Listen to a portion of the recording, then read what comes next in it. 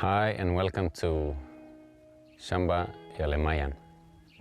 I am Lemayian, max.lemayian. I'm a Zungu from Sweden that also live in Kenya. So this is now our place in Kenya where we practice agroforestry in permaculture design. And one of the inspirations here mainly is their interactions now with the indigenous people, like the Maasai, El Chamos and Samburu, and all their knowledge. So we're doing a lot of things here, and I want to show you what we've been up to from last year. So, much welcome.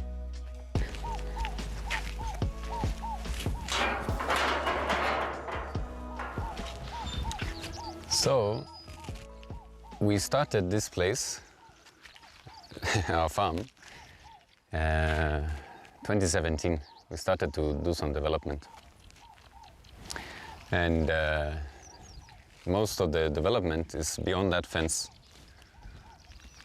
2019 we built the house. 2020 we started planting trees. We have done swales. Now we are expanding this side. We have also bought this land from our neighbor. And we are getting grasses, trees. We are now being able to have a lot of goats, sheep, chickens, because this place is very fertile. It produces a lot of food for them. But when we started, it didn't look like that. If you go to my YouTube channel, actually, you'll be able to go and look for those videos, how it looked. We are in Samburu County, and we're in Maralal, which is the headquarters of Samburu. And here we receive on average about 600 millimeters of rain. So it's a semi-dry area. So from August to September it can be green, and then the rest of the year is normally dry, unless a little bit of rain in November. So we are now in a very green year. Some years are, the average are 600 millimeters, but some years can be 1,000, some years can be maybe 200 or 300. So this year it seems to be raining a lot. So even outside me now it is green. And people here are pastoralists, depending a lot on the animals, the cows, the goats, the sheep. And this place is overgrazed. Others are farming in a way that is depleting the soil. So when we started, actually the soil was an issue. The soil was not really that strong. And even us, we had paddocks like this. So we've been doing a lot of kind of work to improve this place, the grassland, the soil, the trees, all of those things. So come and see what are the important things that they are done. So the very first thing we did was to fence the land. This is the recent fence that are a bit simple, where we have barbed wire, and then we mix branches from the trees that we have grown actually since this year, which is mostly acacia and this tree or bush. And then long term we plant other kind of bushes, even acacia trees and whatever, that will now close this place. So one thing is the fence. The fence has been the most important actually. Secondly is water catchment kind of things. So we do a lot of water catchment here. We make sure that any drop of water that falls on this land stays on this land. So we have many features, different places of this Shamba. So water cannot go, which means we have no erosion. If there's erosion here, that soil will be ending up still in the same Shamba, further down. And then we have a lot of grass. So first thing was fence. Secondly is water catchments. Thirdly, that we have been using is we manage our grazing. We have animals, but we manage our grazing. So like this place now is our reserve grazing field. Here we will let this place to rest for 6 months, whereby the grass, as you can see, have a chance to be very tall. And every year we are getting more grass. And a benefit of this, when we are not grazing here all the time, is we are getting many bushes. We're getting acacias, we're getting croton. There are 2 different kinds of crotons. We're getting some psidia trees, bushes, cassia, senna. We're getting some castor. We're getting some sunoni, so many trees. And this is now the importance, these are now very important species that's starting now to make its own kind of savanna bushland, which we really need. And the importance of all these trees are now the things that I've learned from the Ma-speaking communities. And that importance that I know, now it makes me to really appreciate these species that are indigenous. So we are getting a lot of bushes without planting. It's a way of planting, this managed grazing. And we have some rain coming, which is now this season. We have had a lot of rain, a lot of rain. Kenya have been flooding, places have been flooding. And one of the things we do is that from the neighbors' farms that are on top of us, that are not yet adopted this kind of farming, they still have a lot of erosion. And still, there's erosion from this road coming. So we are taking a lot of that water. When we have heavy rains, that water will actually come and irrigate this place. So we're not only dependent on the rain coming on our land, but we're actually getting water from our neighbors' places and the road. And it also brings some nutrients, seeds, sand, and other things. Now it's raining a lot, so let us go to a place where it's more.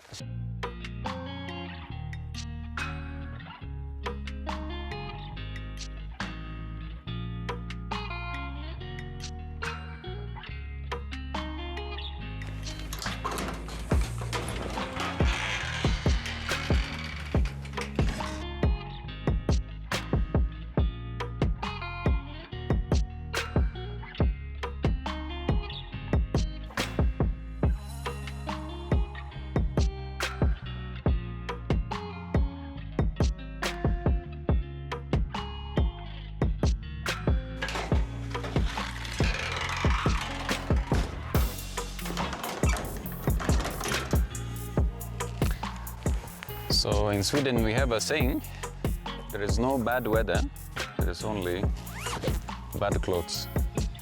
So started to rain, my clothes were not enough, but now I've put on something better, so I can continue now.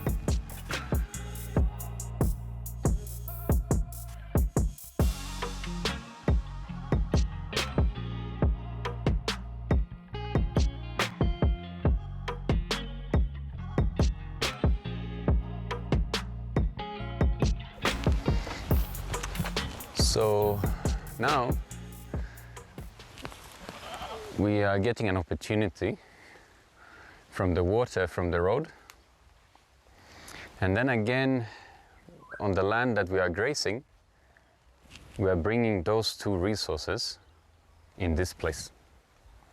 So we are getting water, and we are getting the manure from the animals. So we have some 2 acres of grazing, and we have some 10 animals right now grazing, and we have some 20 chicken or something.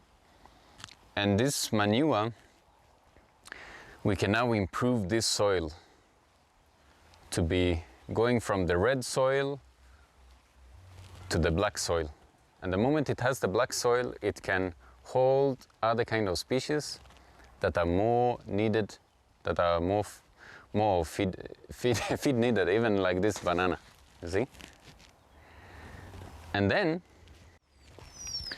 that water from the road, it goes through the first grazing area, and the sand, the chaff or whatever, it is filtered, it's deposited in that place, and then it comes slowly up to here.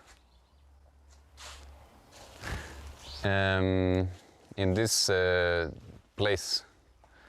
And then we normally fill this place with that flood water. So for this last 2 months, we have had big rains, like 30, 40, 50 millimeters. That makes that water to be too much until it reaches here. And it has happened 10 times. 10 times in two months. So this place fills with water. Up to here, it goes this side, this side. It's not really a swale, because we are going now upwards. And then there is a small feature to collect water. And the idea is to collect water here, and then that water will sink inside, and it will slowly irrigate these trees that are coming. And we are planting trees all over here. All over. It's a very dense place for trees, very dense. And we have all kind of trees. We have crotons, we have castor, we have gravelia, we have jacaranda, we have leucaena, we have mulberry, we have now the melia tree. So many different species of trees for support. And then down here we are planting so many fruits. So many fruits. So as the water comes here, it will sink inside. This is on the sides here is a nursery for different kinds of vegetables. Mainly the black nightshade, which is an indigenous green vegetable here that we love to eat. We also have some tamarinds. We also have some kales, eskumawiki. So they're doing really well here because of all that water. Since we planted this once, we have not been watering. And then we have a feature again of a small dam. So water comes here, it gets filtered, and then it goes into that dam. So that dam, we use water as we plant trees. Maybe the first week if there's no rain. But most of the time we don't water, we plant. If it rains a lot, heavy rains, and the soil is still wet, that's the time we will come with a djembe, dig and put the trees inside here. This is the physalis. It's an indigenous tree here. This is the pilipili. We have so many things. We have so many things. So because of extra water and extra nutrients, we are making actually this place now very forested, very cool, very nice. And it somehow mimics not this place, but rather some highland places near us, like Lorok or Krisia forest. Many birds are coming here, putting their nests.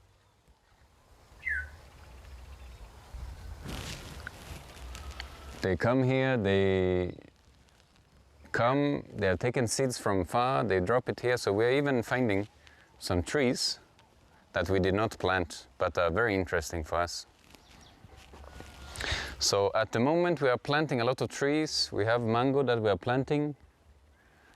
This is an avocado that is a little bit older. This is locally known as Lemayian. It's a medicine. It is Prunus africana. Doing really well. We have beans, and then we have those indigenous vegetables. Like here is an indigenous.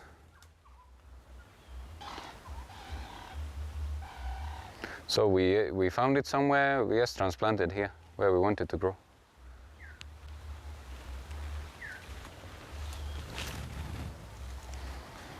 And then we have some castor. Oh, sorry. Yeah, we have a lot of other animals living here, birds. So this is a castor, which is big. And now it's big. It has seeds up there, it gives some shade. It has a nest for birds. Down here we prune, those prunings we give our trees to continue improving this soil and enriching this place. And again, those seeds drop and they start growing in more places. So one of the main things that I'm doing here is this place, if I'm not here and doing nothing, this place will just be bush. You can't walk here because it will be all over trees and bushes. So when I'm here, I make sure I come and prune. Every day I'm here pruning. And the pruning, I give my trees. This is an olive tree. So, and then some other prunings I give my goats. So that is actually the main activity I'm doing here.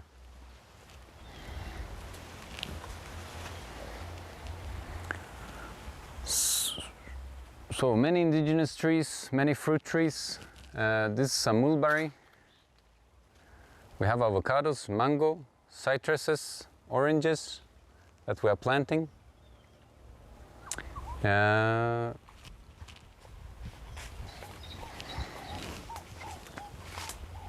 And a benefit now when we are having bigger trees is that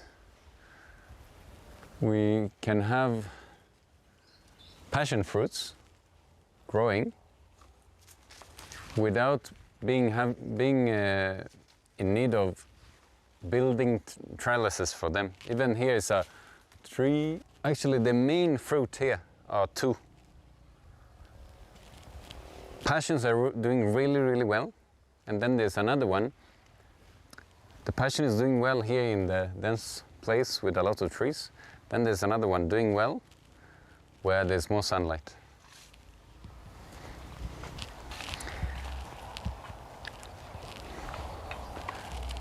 So the other fruit that is doing really well here is pawpaw, papaya. Pawpaw is Swahili, papaya. It's the English word. It's doing really well as long as it has some sunlight. It does not like shade. So really we have the place that is more bushy for passion, and the places that we have some sun is for papaya. And it's very easy to grow, very drought tolerant, and this place is not cold, not hot. It is a good climate for it, but it's hot enough to make that papaya to be tasty. So we are learning more things. This makes us to want to make two kind of different forests. One dense, where we have the passion on top with the other trees that are support, and then those fruits that like shade, like avocado, physalis, even the orange kind of species, or lemons. So from this side now, we are trying now another design which is a more open kind of forested place. So we will not allow this place to be as shaded, because here we have a lot of papaya. And we are planting more papaya. So we have trying to find out which trees are like shade and which trees like sun. So we are planting more papaya. It is doing very well. It has some maybe 3 weeks. This soil was already very fertile. So when planting this tree was very easy. You know, we have been doing this work for some years, improving the soil. So when we planted this tree, it was just to dig with a djembe. This is not a djembe, but just to illustrate, like this. And then putting it. And it was raining, so we have not rained. So it's very easy now to grow those things. So this kind of design, we're having papaya. We're also having some other supports, some chili trees. And then again we are planting another tree that likes sun, which is moringa. This one.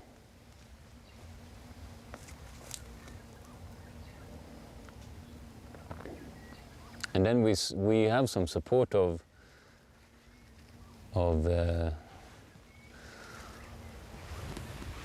beans, which is not really for eating, but rather to keep weeds away and improve the soil. But for really cover crop here, we are going to use kales. This one, which is a nice food. So for the 2 months I've been here, so here is really fertile now. A lot of water is stored in the ground, and there's a lot of change in this soil, whereby it's becoming very fertile place. So a lot of resources, and this is a small place. It's like 500 square meters, which in Kenya equals to a plot. So the resources from 2 acres where animals are grazing, and we are taking that manure, we are taking it here in this small place, and also that water. It creates this opportunity.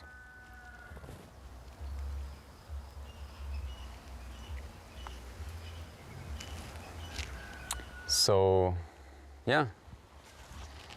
And then we have different kind of trees. I'm pruning here every time. Even this one, I've been pruning. I just come, not to let this place to be too shaded. I'm trying to make these things to have sunlight. The same with the castor. We are pruning all the time.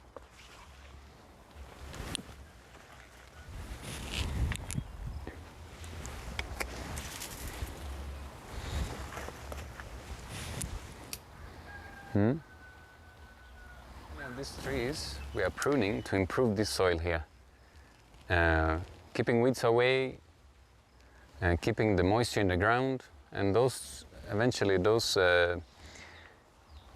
mulching will be soil.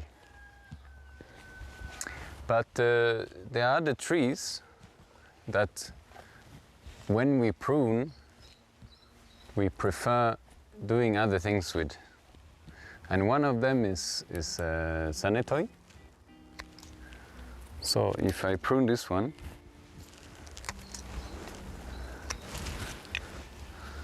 the sanetoi,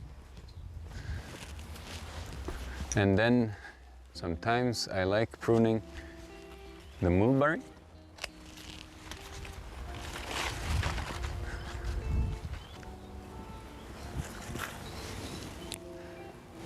And then sometimes I like pruning the gravelia.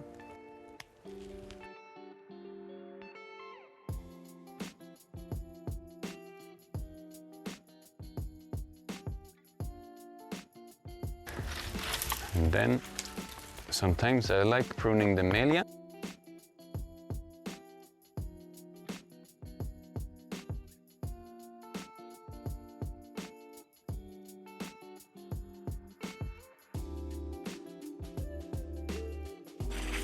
And then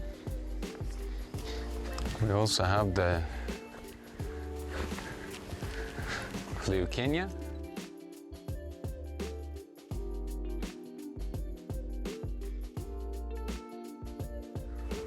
These trees I also prune every time so that they grow in a way that I like.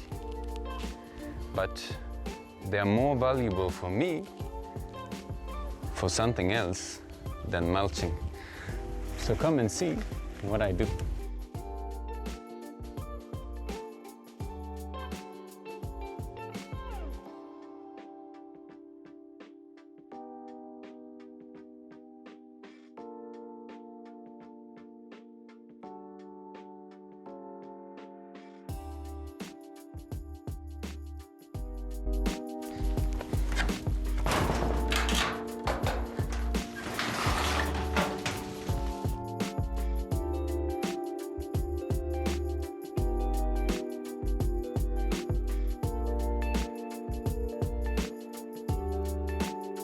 So, these things are not found in the grazing field here.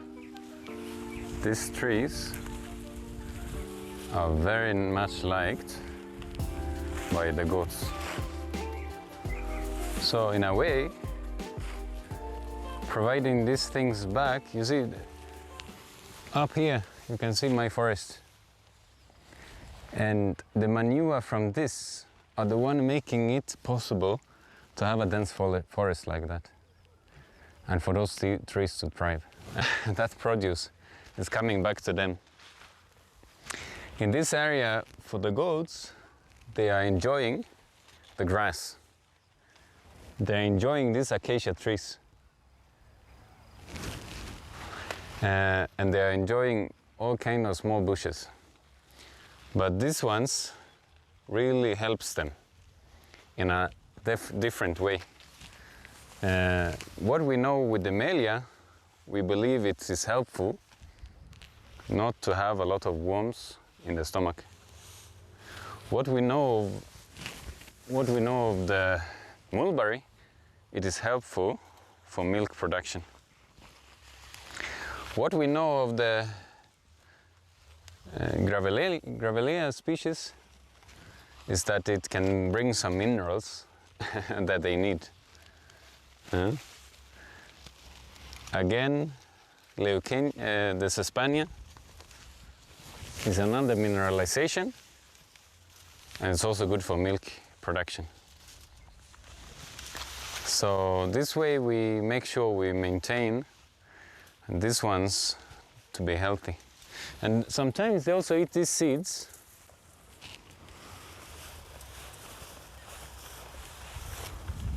They will actually eat the small seeds. So they will just crush this one until you can hear these seeds crashing. And the goats, they depend on grass, leaves and seeds. That is actually what they need. And we are doing well. These goats are really doing well, performing well. These small ones is strong. And it's only like 3 or 4 months old, and it's very healthy. The skin is very soft. They're very happy animals. And we also have some sheep. Because of this year we added some sheep because the grass is too much, whereby the goats cannot finish this grass. We have to balance. But these ones will not have for a long time. When the grass becomes small again, we will sell these ones and let the goats to remain. So these are the main things that we are doing here in Shamba, Lemayian. And I hope if you find these things interesting and you're learning new things. If you want to come here to visit, see, learn, there will come actually an opportunity. And that opportunity is really mostly in another farm that is just my neighbor. It's called Encosira farm. And they are doing what I'm doing a bit and doing some other things as well, like beekeeping that I'm not really doing. And they are more ahead of me, some 5-10 years ahead of what I'm doing. So if you want to come to Encosira, there will be an opportunity to stay there, volunteer, come for trainings, many things to learn these things.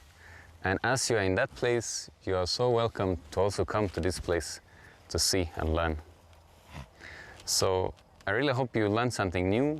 If you like content like this, make sure to subscribe, and more things are coming up. If you want to know my history, you can also go through my YouTube channel. I have like a 200 and more videos since 2012, where has been my kind of history. So thanks for this time. Talk to you next time.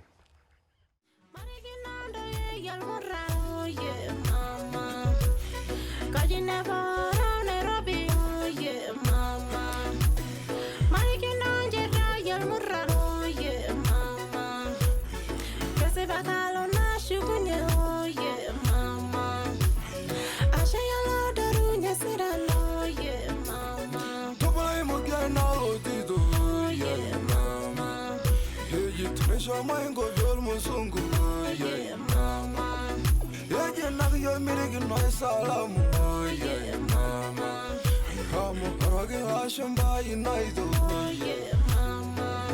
why you say Lemayian Röing?